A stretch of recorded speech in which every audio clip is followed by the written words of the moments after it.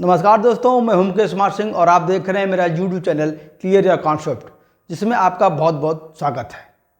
दोस्तों, आज के सेशन में हम चर्चा करेंगे जल में घुलनशील विटामिनों की और हम जानेंगे कि जल में घुलनशील विटामिन कौन कौन से हैं, उनके स्रोत क्या हैं, उनके रासायनिक नाम क्या हैं और उनकी कमी से कौन कौन से रोग होते हैं।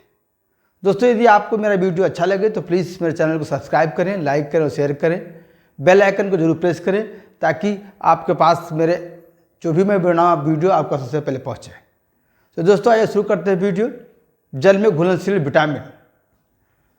जल में घुलनशील विटामिनों में जो पहला विटामिन है, विटामिन दो प्रमुख विटामिन होते हैं जल में घुलनशील विटामिन। एक तो विटामिन बी और दूसरा विटामिन सी, जिसमें विटामिन बी जो विटामिन बी है उसका एक समूह है, उसका एक जिसे हम विटामिन बी कॉम्प्लेक्स कहते हैं, जिसके अधीन 8 प्रमुख विटामिन आते हैं जिसके अंतर्गत। तो आइए एक एक करके हम जानते हैं विटामिन बी कॉम्प्लेक्स और विटामिन सी के बारे में, उनके प्रमुख स्रोत एवं उनसे होने वाले रोगों के बारे में। तो शुरू करते हैं विटामिन बी1 से। विटामिन बी1 जिसका रासायनिक नाम है थायमीन, और विटामिन बी1 का जो स्रोत है वो है अनाज, फलियां, सोयाबीन, मांस और अंडे। ज़्यादातर छिलके युक्त जो अनाज होते हैं वो विटामिन बी1 का प्रमुख स्रोत होते हैं। विटामिन बी की कमी से विटामिन बी1 की कमी से बेरी रोग होता है। विटामिन बी1 की कमी से तंत्रिका एवं मांसपेशियों संबंधी गड़बड़ियाँ उत्पन्न हो जाती हैं। तंत्रिका की अगर छीड़ता हो जाए तो वो लकवे की समस्या उत्पन्न हो सकती है, पेशियाँ छीड़ सकती हैं, खासकर हृदय की पेशियाँ छीड़ होती हैं तथा शरीर में अपच एवं कब्ज की स्थिति पैदा हो जाती है। इन्हीं तीनों रोगों के सामान्य लक्षणों को बेरी कहा जाता है। अब दूसरा जो प्रमुख विटामिन है वो है विटामिन बी2। विटामिन बी2 को राइबोफ्लेविन कहते हैं। क्या कहते हैं? राइबोफ्लेविन इसका रासायनिक नाम है। और विटामिन बी2 का जो स्रोत है वो है पनीर, अंडे, यीस्ट, दूध, हरी सब्जियां और मांस। ये प्रमुख स्रोत है विटामिन बी2 के। और विटामिन बी2 की कमी से होने वाले प्रमुख रोग हैं किलोसिस बीमारी में होठों के कोने कट जाते हैं, और साथ ही साथ विटामिन बी2 की कमी से कमज़ोर पाचन शक्ति हो जाती है और पपड़ीदार त्वचा जो हो जाती है इसमें पपड़ियाँ से पड़ जाती हैं, झुर्रियाँ से पड़ती हैं, और ये है विटामिन बी2 की कमी से होने वाले रोग। विटामिन बी5, अब देखते हैं विटामिन बी5 जिसका रासायनिक नाम है निकोटेनिक अम्ल। निकोटेनिक अम्ल है। और विटामिन बी5 का जो स्रोत है वो है यीस्ट, मांस, जिगर, मछली, अंडे, मटर और फलियां। ये प्रमुख स्रोत हैं जो कि विटामिन बी5 की कमी को पूरा करते हैं और हमारे शरीर को स्वस्थ रखते हैं। विटामिन बी अगर हमें न प्राप्त हो तो हमें हो सकती जो रोग वो हैं पेलाग्रा, अतिसार और पागलपन यानी कि अगर तंत्रिका तंत्र कमज़ोर हो जाता है जिससे पागलपन या डिमेंशिया का खतरा होता है। अतिसार हमें डायरिया हो सकता है, दस्त लग सकते हैं, और पेलाग्रा यानी स्किन डिजीज़ हमें हो सकती है। फिर है विटामिन बी6। विटामिन बी6 जिसका रासायनिक नाम है पायरोडॉक्सिन। दूध, यीस्ट, अनाज, मांस और जिगर ये प्रमुख इसके स्रोत हैं, और इसकी कमी से विटामिन बी6 अगर शरीर में कम हो जाए तो रक्तक्षीणता यानी एनीमिया हो सकता है, चर्म रोग हो सकते हैं और पेशीय ऐंठन, मांसपेशियों में ऐंठन की समस्या खड़ी हो जाती है विटामिन बी6 की कमी से। विटामिन बी3 जिसे पैंटोथेनिक अम्ल कहते हैं, और इनके स्रोत है अंडा, जिगर, मांस, टमाटर, मूंगफली और गन्ना।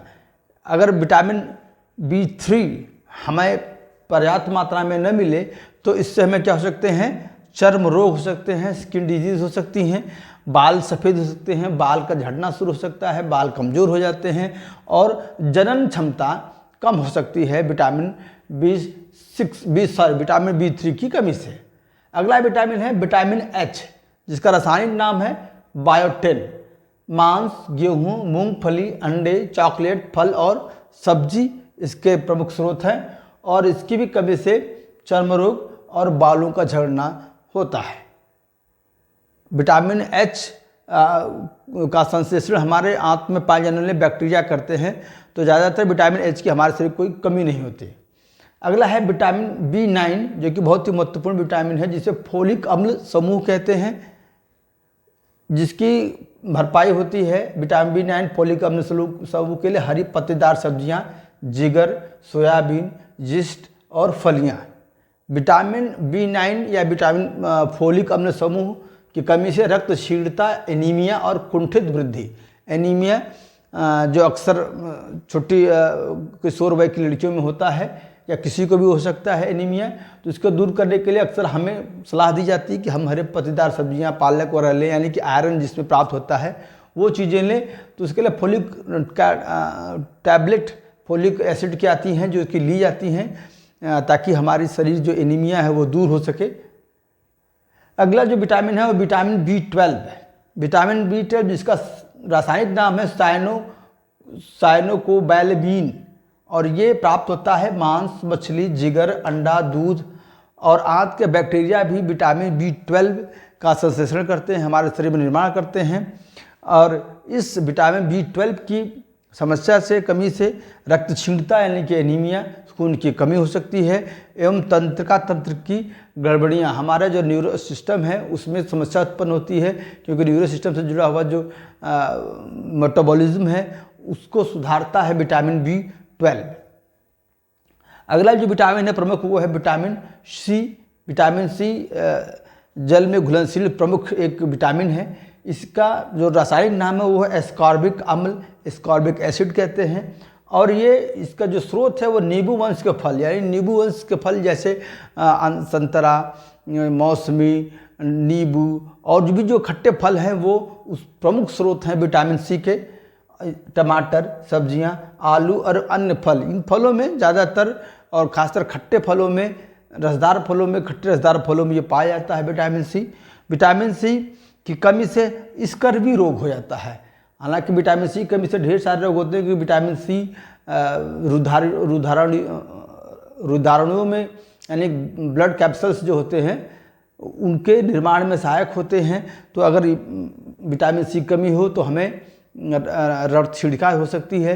ये जो वो सफ़ेद रक्त कणिकाएँ होती हैं उससे फट जाती हैं, जिससे खून निकलने लगता है हमारे मसूड़ों से, हमारे उल्टी के रास्ते से, हमारे मल से खून आने लगता है। इन्हीं का संयुक्त नाम है जो है वो है स्कर्वी। स्कर्वी रोग ढेर सारे रोगों का एक समूह है, या ये कह सकते हो उसके लक्षण दिखाई देते हैं। इसमें बुखार भी आता है स्कर्वी रोग में। तो इन सभी लक्षणों को ठीक करने के लिए विटामिन C दिया जाता है। और विटामिन C हमें जो आहार में प्राप्त होता है वो नींबू वंश के फलों के द्वारा विशेषतः प्राप्त होता है।